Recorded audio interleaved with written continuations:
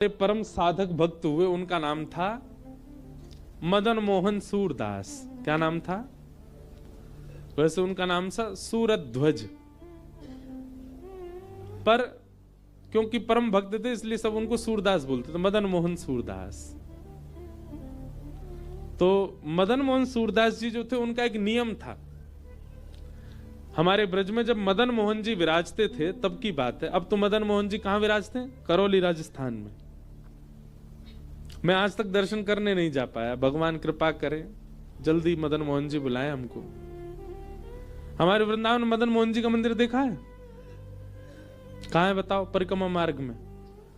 परिक्रमा जब आप लगाते हैं तो परिक्रमा मार्ग में जैसे ही काली दह पार करोगे तब दिखेगा ऊंची एक अटारी पर लंबा सा मंदिर। उसको लोग बोलते हैं सोने के कलश का मंदिर था, चोर लेके कूद गए थे गंगा जी में, जमुना जी में, ऐसी कथा सुनाते हैं ना उसके। मदन मोहन जी का मंदिर है। तो वहां श्री मदन मोहन जी विराजते थे। लेकिन आक्रांताओं ने जब वृंदावन पर भी आक्रमण किया तो हमारे वृंदावन के कई निधि बाहर विराजे। तो श्री गोपीनाथ जी, गोविंद देव जी और श्री मदन मोहन जी, तीन ठाकुर जयपुर में विराजे। बहुत ध्यान से सुनो सब लोग, क्योंकि जयपुर राजवंश बहुत ताकतवर थे। उन्होंने सुरक्षा के लिए आश्वासन दिया पुजारियों को कि हम सुरक्षा करेंगे ठाकुर जी की, यहां ले आओ। तो गोविंद देव जी, गोपीनाथ जी और मदन मोहन जी, ये तीनों जयपुर में विराजे।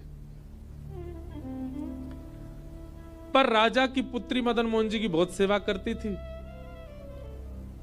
उसने, कौन बजा रहा हो भैया बंसी?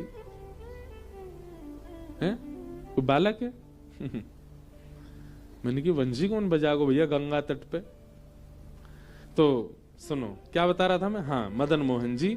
फिर एक राजा की कन्या थी, बड़ी मधुर कथा है। उसने वो अपने संग ससुराल ले गई। उसका करौली में ब्याह हुआ तो मदन मोहन जी करौली चले गए। आज करौली में विराजते। तो जब वृंदावन में विराजते थे तो मदन मोहन जी का एक परम भक्त थे, उनका नाम था सूरध्वज। सब उनको बोलते थे मदन मोहन सूरदास। उनका नियम था मंगला से लेकर के शयन तक सारे दर्शन करते थे। 8 बार दर्शन करने जाते थे मदन मोहन जी की, सारी आरती करते थे। इसको अष्टयाम सेवा। कोई अगर व्रजवास करता है या वृंदावन जाता है, किसी एक मंदिर की सारी आरती किया करो, मंगला से लेकर शयन तक। आपको अनुभव होगा, सवेरे के ठाकुर जी ऐसे दिखेंगे कि आंख खुल नहीं रही। श्रृंगार के ठाकुर जी ऐसे दिखेंगे अब बदल गए। राजभोग के ठाकुर जी ऐसे दिखेंगे सच में भूख लग रही है। उत्थापन के ठाकुर जी ऐसे सच में दिखेंगे गैया चरा के आए हैं। और संध्या के ठाकुर जी ऐसे सच में लगेंगे ब्यारू कर रहे हैं।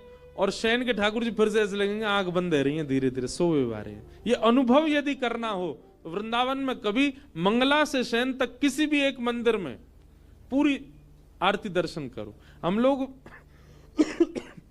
दौड़ते भागते दर्शन करते हैं वृंदावन में। अब बिहारी जी दौड़े आए, अब राधा वल्लभ जी चले गए, राधा रमन जी चले गए। सब जगह जाओ, एक दिन भाग दौड़ वाला रखो और एक दिन स्थिर वाला रखो। स्थिर होकर के एक ही मंदिर की सारी आरती करो। सब नियम जान लो, कितने बजे कैसे क्या होती है, पूरी पद्धति का दर्शन करो। आपको ऐसा अनुभव होगा कि आप नंद भवन में खड़े और सामने साक्षात यशोदा मैया लाला की आरती कर रही है। और वो रूप प्रकार बदलेगा ठाकुर जी का बार बार। इसको कहते हैं अष्टयाम दर्शन। ठाकुर जी का करो। मैं करता हूं, कभी श्रीनाथ जी जाऊं नाथ द्वार में, अष्टयाम दर्शन कर, सुबह मंगला से लेकर रात्रि शयन तक। राधा रमन जी की मंगला से शयन तक एक बार करके देखो, बहुत सुख मिलेगा। फिर जब भी वृंदावन जाओगे आप अष्टयाम किए बने नहीं आओगे, आनंद आएगा। तो मदन मोहन सूरदास जी अष्टयाम करते थे ठाकुर जी की, सुबह से मंगला से रात्रि शयन तक। और रात्रि में जब शयन होता था ना तो ठाकुर जी से कहते थे, एक पद गाते थे, संतन की पनही को रक्षक कहाऊंगो, संतन की पनही को सेवक कहाऊंगो। मदन मोहन सूरदास ठाकुर जी से कह रहे हैं कि हे नाथ, मुझ पर इतनी कृपा कर दो, मुझ पर इतना अनुग्रह कर दो कि संतों की चरण नहीं, संतों की जो पादुका, जिनको संत कभी कभी पहन लेते हैं, उन पादुकाओं का मैं सेवक बन जाऊं, उन पादुकाओं का मैं रक्षक बन जाऊं। कितनी ऊंची बात। सीधे चरण नहीं मांगे हैं, क्या मांगे हैं? पनही। पनही माने पादुका।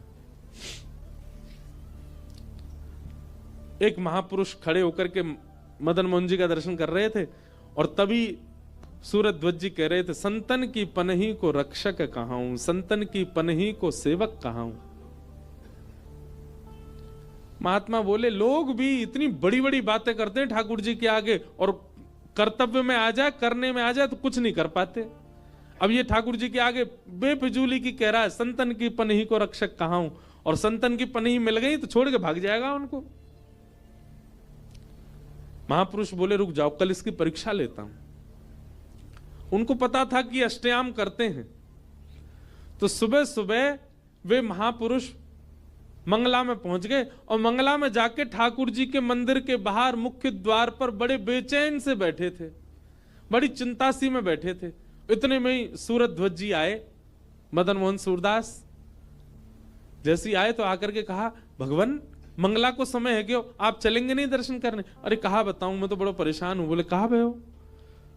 बोले आज 5वीं बार है, अब तक 5 बार मेरी पादुका चोरी है गई बाहर से, मैं उतार के जाता हूं दर्शन करने, कोई ले जाता है, मैं कहां उतार के जाऊं, मैं तो बड़ी चिंता में हूं, कोई भैया देखभाल करे मेरी पादुका की तो जाऊं भीतर। मदन मोहन सूरदास बोले, भगवान सामने खड़ा हूं मैं, आप कैसे, लाइए ना पादुका दीजिए, आप जाओ दर्शन। नहीं नहीं, आपका नियम है अष्टयाम सेवा का, आप मंगला से शयन तक दर्शन करते हो, आप तो दर्शन करने जाओ। मदन मोहन सूरदास जी बोले, मैं हर बार मांगता ही यही हूं ठाकुर जी से कि मुझे पादुकाओं की सेवा दो, आप पादुका दे दीजिए, आप दर्शन करके आओगे, फिर मैं चला जाऊंगा। संतों ने अपनी पादुका दे दी, और श्री मदन मोहन जी ऐसा नहीं कि बहुत संकोच में सेवा कर रहे हो, इतने आनंद में भर गए, पादुका लेके हृदय से लगा ली, नेत्रों से आंसू झरने लगे। बोले, आज मेरी सेवा मानो मदन मोहन जी ने स्वीकार कर ली, जो नित्य मांगता था आज मिल गया।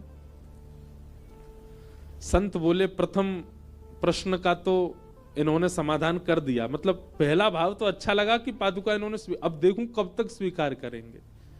संत भीतर गए और भीतर जाके बाहर निकले ही नहीं, बैठे ही रहे भीतर। ठाकुर जी की मंगला हो गई, श्रृंगार हो गई, बाल भोग हो गया, ग्वाल हो गई, राजभोग हो गई, और संत बाहर नहीं आया। राजभोग कितने बजे होता है? 11 साढ़े 11 बजे होता है आज भी, मतलब दोपहर में राजभोग आरती तक हो गई ठाकुर जी की, और संत बाहर ही नहीं आए। और झांक करके अंदर से देखें, मदन मोहन सूरदास अब भी ऐसे ही बैठे हैं, पादुका हृदय से लगा के, नेत्रों से अश्रु झर रहे हैं। बोले, आधा प्रहर 4 प्रहर की सेवा तो निकल गई, तब तक तो इसने पादुका, अब मैं देखूं और कितनी देर संभाल पाएगा। उत्थापन हो गया, ब्यारू हो गई, दूध भोग हो गया, शयन होने लगा, साधु भारी नहीं आए। लेकिन मदन मोहन सूरदास अभी भी ऐसे ही बैठे थे। जब शयन होकर के ठाकुर जी के कपाट बंद होने लगे, बिल्कुल अंतिम दिन का, अंतिम क्षण का दर्शन बंद होने लगा, संत को लगा अब तो ये आ ही जाएंगे, आज पूरा दिन बिना ठाकुर जी को देखे कैसे रहेंगे।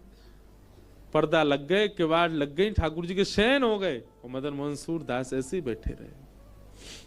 संत बाहर आए और निकल कर के चरणों में गिर गए, बोले कि मुझे क्षमा कर दो, मैं तो परीक्षा ले रहा था, आपने मेरी परीक्षा को सफल बना दिया। वास्तव में आप जो मदन मोहन जी से कहते हैं वो मानते हैं, संतन की पनही को रक्षक कहाऊं, संतन की पनही को सेवक कहाऊं। आपने वो करके दिखाया आज, आप बोलते नहीं, आप करते भी हैं।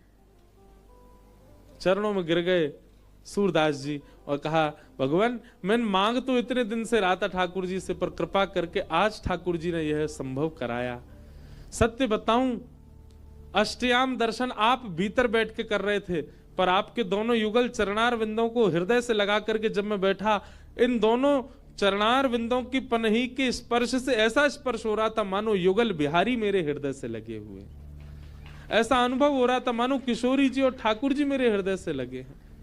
आज जैसा अनुभव पूरे विश्व में दिन में कभी नहीं हुआ, मुझे पूरे जीवन में कभी नहीं हुआ, ऐसा लगा।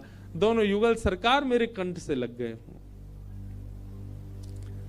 महात्मा मुरीद हो गए, सेवक बन गए सूरध्वज जी के, बोले कि आपके भाव को प्रणाम है। सूरध्वज जी बोले आज सचल शरीर से तो दर्शन नहीं कर पाया मैं ठाकुर जी का, कम से कम देहली प्रणाम ही कराऊं।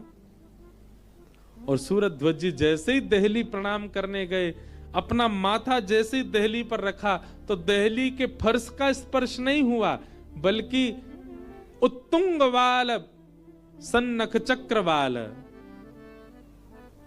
ठाकुर जी के अद्भुत नख और श्री चरणार बिंदों की उंगलियों का स्पर्श माथे से हुआ। जैसे स्पर्श हुआ, स्पर्श होते सूरध्वज जी बोले अरे ये फर्श की जगह ऐसा काय को लग रहा कोई के चरण है।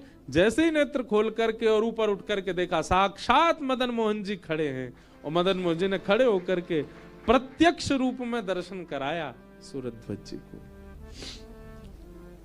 ये तो केवल संत चरणों की पनही की सेवा का प्रताप था। ऐसे हैं वैष्णवों के चरणारविंद। तो भैया कभी किसी महापुरुष के चरण छुओ मत जब तक वो आज्ञा ना दे। कई लोग जबरदस्ती छूते हैं, नहीं, वे आज्ञा करें तो ही छुओ, नहीं तो दूर से प्रणाम करो। आपका भाव होना चाहिए चरणों के, नहीं है। महापुरुष स्वयं प्रदान कर दे तो ही ठाकुर जी प्रसन्न होंगे। जैसे सूरध्वज जी को महापुरुष ने स्वयं अपनी पादुका दे दी और उन्हीं पादुकाओं की सेवाओं से ठाकुर जी प्रकट कर लिए।